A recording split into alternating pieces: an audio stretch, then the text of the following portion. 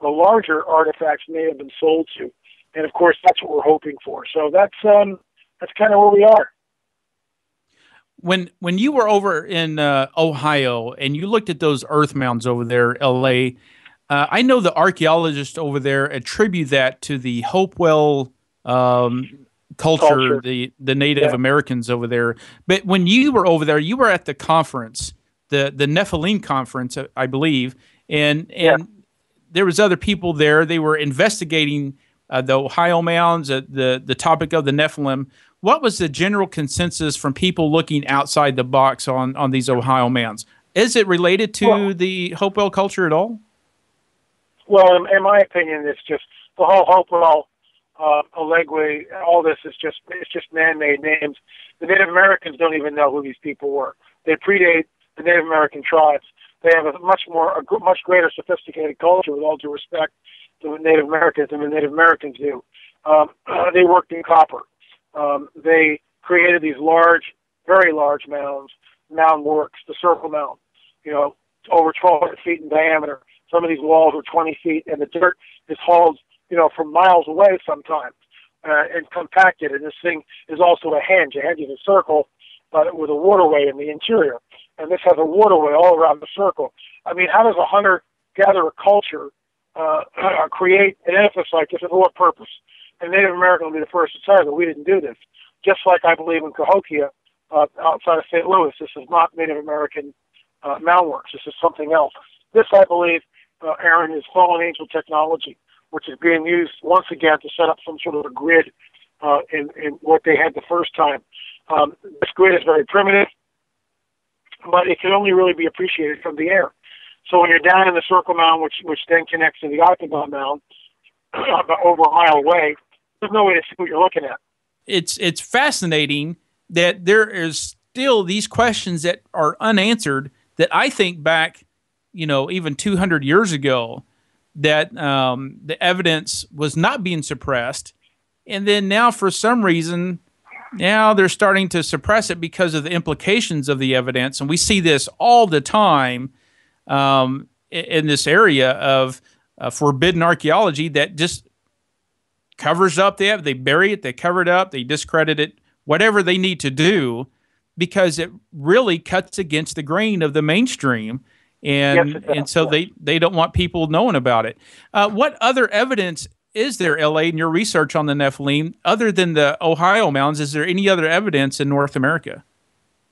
Well, yeah, you've got Cahokia. You've got America's Stonehenge, which certainly predates. This is all in the book, Aaron, and thank you for your contribution to the book. Really appreciate that. But the America's Stonehenge is one of my favorite places to pick on. Again, a henge is a circle work, and America's Stonehenge, they call it that because it's similar to the Stonehenge found in England. It's been radiocarbon dated at 4,000 years old, so this predates any Native American stuff that we would know about, and the whole Beringian, landmass drying up and the search for megafauna blows this stuff completely out of the water. Well, this henge in New Hampshire is a very complex area. And as all henges, there are standing stones which radiate from the center of the circle outward. And the standing stones are marking the solar progression and also the lunar progression, depending on who's setting up the site. So this particular standing stone that this young man by the name of Kelsey Stone, no pun intended, was sighting from the center of his henge in New Hampshire, the American Stonehenge, out to the summer solstice standing stone. And he's on Google Earth while he's doing this. And so he extends the line just to see where it goes. So he's on Google Earth looking at the center of his henge in New Hampshire, 4,000-year-old structure, and he draws a straight line out to the top of the standing stone. On the summer solstice, the summer sunrise, the longest day of the year, will come up directly over that rock. And of course it does. And so he extends the line, and he extends it further and further and further and further. He's across the Atlantic Ocean. And to his absolute amazement, he winds up in Stonehenge, England, and that line, Aaron, intersects the center trilithon in Stonehenge. And that ain't a coincidence. Well, that's incredible. No, it's not. It's incredible. It's incredible because there's no way to do that in antiquity. Because you've got to be in the air to do that. You've got to have the satellites that we do now in order to be able to position. I mean, there's just no way to do that. If you're off 1/100th of a degree, you're hundreds of miles away between America's Stonehenge and English, the Stonehenge in Great Britain. And yet it intersects the center Cholif line perfectly. When he extended those lines further, to his utter amazement, he wound up in Beirut, Lebanon. And Beirut, Lebanon is the home of the Phoenicians, a seafaring people. And the Phoenicians are the descendants of the Canaanites, which are one of the Nephilim tribes that we see in the Levant or Israel, Promised Land, at the time of the conquest. So to me, it's once again connecting the dots, all of this back into Nephilim architecture. Our colleague, Judd Burton, has written a book on this, his hypothesis of the diaspora from the Levant or the Promised Land in the time of that conquest. And that's where, that's what I hold too, that there was a diaspora, a dispersion of people. They fled northward. They also fled across the Atlantic to get away from being slaughtered by Joshua and Caleb. And I think they settled in North America. I think all this stuff is Nephilim architecture, all of it that we're looking at.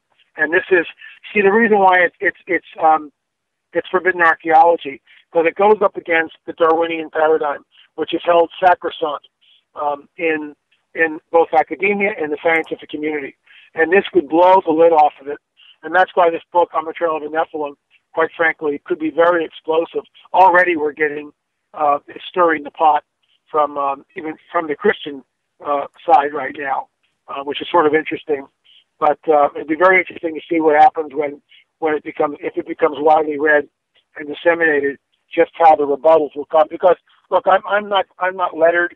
I'm not an archaeologist. I'm just a researcher. But in my paradigm, obviously, a worldview is a staunch biblical one. And I'm saying there was supernatural. This thing's got the bearings of supernatural fingerprints all over it. These megalithic structures, these elongated skulls. And this goes against the Darwinian paradigm, which tells us there is no supernatural. So someone is right and someone is glaringly wrong. And what I think this will do, hopefully, and once again, Aaron, thank you for your erudite contribution to the book, will be to blow, our honor, but my honor, but hopefully throw a huge monkey wrench into the Darwinian paradigm. Well, L.A., we all come to the table with presuppositions, preconceptions, and we have sometimes our own paradigms challenged. Did this research challenge your paradigm in any way when you're starting to look at the Nephilim and what's out there? Did any of this challenge your paradigm? Well, I mean, actually, what it did is it made me change several ideas. One, until I was looking into this, I believed that the Nephilim could not reproduce. Okay, I have since changed my position on that, believing that they can reproduce. The skull that Joe Taylor did the cast on was a female, what we believe to be a female, and we believe that they were capable of reproducing, which kind of threw a monkey wrench into my paradigm. But you see, I go where the evidence goes. I'm not afraid to look at something, and if I have to tweak something, I'll tweak it. There's genetic manipulation going on by the fallen one. As we're not sure all the implications, all the dynamics, all the particulars of it, but we believe firmly that there's genetic manipulation going on.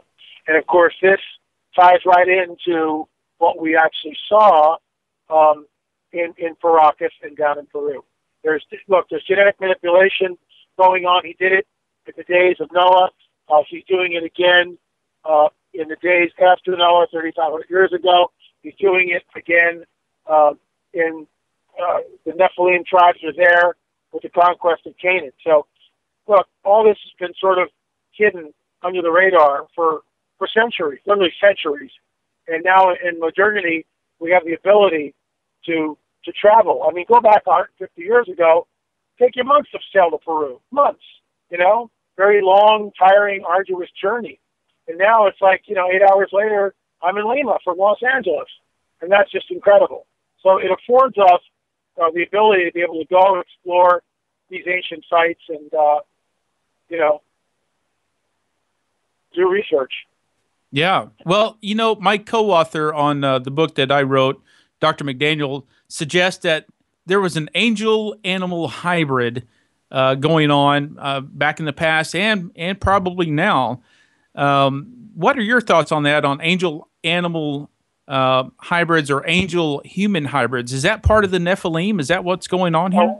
Well, yeah, that is a Nephilim, and we both concur on this, that the fallen angels are having sex with the women, creating a hybrid known as a Nephilim. That's what they are. But they're also messing with the gene pool of the animal kingdom.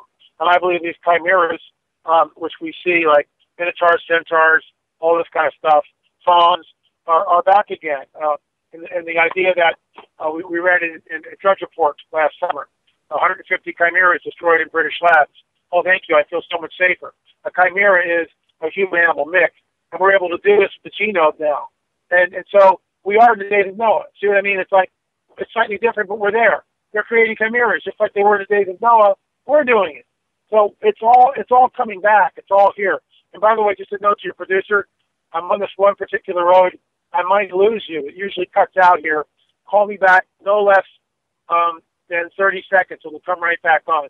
So if for some reason I lose you, just call me right back, and we'll continue the conversation. But yes, these animal, fallen angel animal chimeras, minotaurs, centaurs, they're back. And I believe that this is look, the fallen angel, what he's trying to do is create man in his own image. That's the end game here. It's always been the end game. Create man, just like God created us in his image, Satan is trying to create us in his image. So it's a seed war. It's literally a seed war between the seed of the serpent and God's seed, the seed of Messiah. And so, L.A., you're saying this is all coming back full circle. We're seeing evidence of it. How in the world did you get interested in the Nephilim?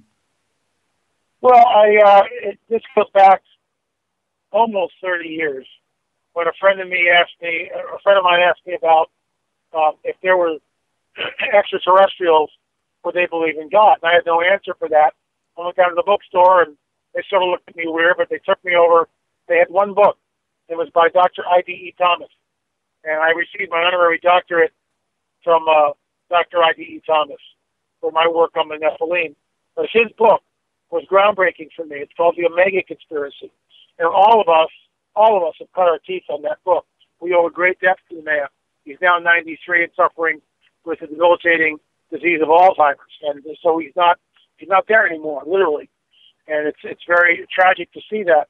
The man was probably one of the most smartest men I've ever met on the planet. And his book, The Omega Conspiracy, connected dots theologically for me, which I had always pondered and always wondered about. And of course, one of those, which I also address in On the Trail of the Nephilim, is the idea that why would a loving God destroy everybody in the flood? What's so bad about the flood? What's going on here? Carry that forward to Sodom and Gomorrah. Why did the loving God have genocide in Sodom and Gomorrah? Why is it when Lot shows up, or when two angels show up to get Lot out, why is it that the men of the city want to have sex with them? Why would they do that? Why would they want sex with them? Because they know there's power there. They perceive that these are angelic beings, and they have power, and they want the power through sexual union. Unbelievable. Absolutely unbelievable. Then later on, we see the same mandate come down by a loving, most holy, high God to wipe everyone out in the Levant, or the Promised Land. Wipe out all the Nephilim tribes in the Levant. What are we looking at there? We either serve a maniacal, genocidal, homicidal God who is very capricious, who favors one race of people or another, and the atheists and agnostics has pointed this out to us for the last, 100 years since Darwinism. I mean, they always raise this question, and they will tear apart like first-year college students in a biology class because the college student professing his Christian faith will have no rebuttal to any of this. He'll just go, well, I don't really understand why a Most High God would do this. And you don't. The moment we plug in the Nephilim, everything changes. Oh, I see. We're looking at the seed of the fallen one, a demonic hybrid, which is an abomination, which is never supposed to exist, which may in fact even be soulless at this point. We don't even know. And this is why the judgment is so severe and final. And we also see this judgment meted out once again in the book of Revelation, where anyone who takes the mark of the beast is thrown in the lake of fire. So what's with the mark that would cause this? And I talk about this exclusively in my book, The Cosmic Chestnuts. But I also once again alluded to it in On the Trail of a Nephilim. We are looking at deliberate genetic engineering. And if you take this mark, in my opinion,